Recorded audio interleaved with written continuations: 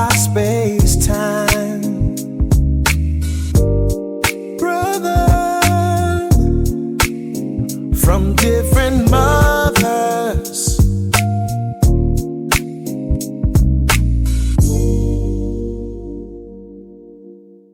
Hello and welcome to the program. I am Ivan T. Sanderson of Placement Publishing, located in beautiful Hawaii. We're broadcasting from Spacetime, an intermediary zone between humanity's reality and the great beyond. On this podcast episode of Spacetime Bigfoot Brothers, we'll explore unknown hominids and paleo science. This evening's guest, Dr. Louis Leakey, was the most influential paleoanthropologist of the 20th century, and the man responsible for pushing the pursuit of undiscovered primates to new frontiers. Welcome, Louis. Thank you, Ivan. It's good to talk to you again. In the 1960s, Dr. Leakey and I corresponded by typewriter, discussing connections between cryptozoology and anthropology. Ivan, you make it sound so simple. If only that was true, Louis. For the sake of viewers who are unfamiliar with your work, you grew up in Africa, is that correct? I am native to colonial Kenya in the early 20th century. And you ended up revolutionizing our understanding of humanity's origins, essentially proving Homo sapiens originated in Africa. And as you know, my wife Mary was also a paleoscientist, and we discovered hominid fossils that were millions of years old. Having a lay of the land was an advantage looking for bones in East Africa. How did your colleagues react to your findings? Anthropologists held a view that man had evolved in Asia just a few 100,000 years ago. They didn't want to consider Africa to look for fossils. So I was a bit controversial at the time. This discovery was in 1959. Yes, we called the species Homo habilis, the first humans to have created tools. I was certain this was a direct human ancestor. Tool-making became a defining trait of humanity's evolution thereafter. Indeed, before Homo habilis, there was only Peking man and Java man. Both had thick, browed skulls that seemed ape-like, were discovered in the 19th century and believed to be perhaps 500,000 years old. I suspected that was much too young for an ape connection. That was the most remote ancestor that my colleagues could comprehend. Is it fair to say your Darwinist inclinations inspired you to search for human origins in Africa? Darwinism isn't one-dimensional. The scientific belief of the day was that humanity evolved in a linear sequence where one species followed the next. I have a theory I like to call parallel lineages.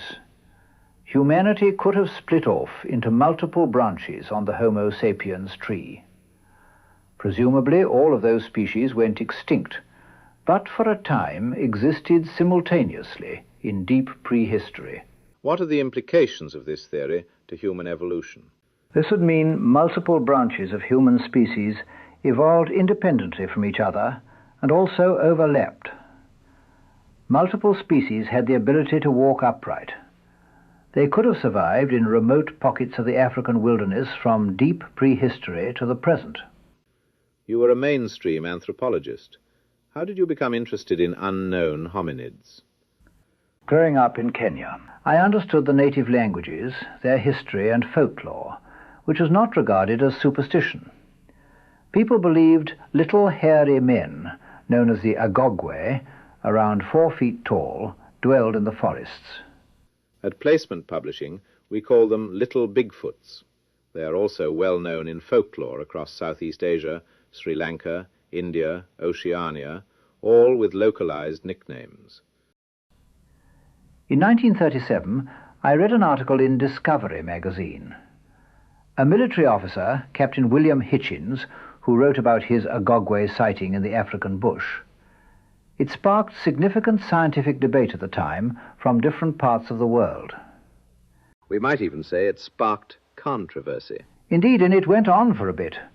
People contacted the magazine with their own sighting accounts. It became clear that native populations considered these alleged little hairy men to be culturally significant. This type of folklore must be rooted in a paleo-anthropological reality. Have you ever seen an agogwe? No, but I knew a witness who claimed one of the little men threw pebbles at him until he left a swimming hole.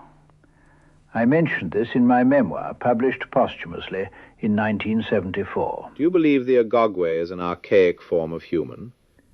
At first, I considered they could be surviving members of Australopithecus. Australopithecus was heavily boned, with very large teeth and powerful jaw muscles.